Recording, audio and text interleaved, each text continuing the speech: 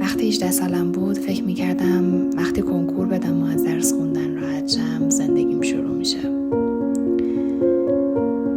با خودم میگفتم تا 20 سالگیت هم داری کار مورد علاقت رو میکنی، هم کلی خاطره با دوستات ساختی و هم اپلای کردی داری میری.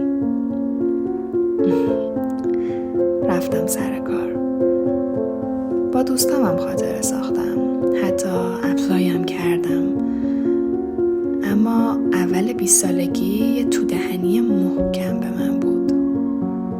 درسته کارهایی که فکر میکردم و انجام داده بودم.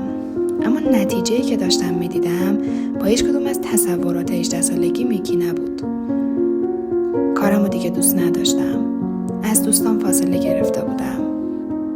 حتی پذیرش داشتن و سودای مهاجرت هم از سرم افتادن.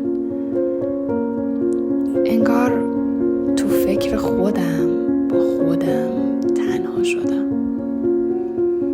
تازه فهمیدم منی که تا 18 سالگی فکر میکردم خوب خودم رو میشناسم، تو اول 20 سالگیم هیچ شناختی از خودم ندارم. خلاصه که سلام، من پارمیسم، 20 سالمه و این مسیر من برای دوباره شناختن خودمه.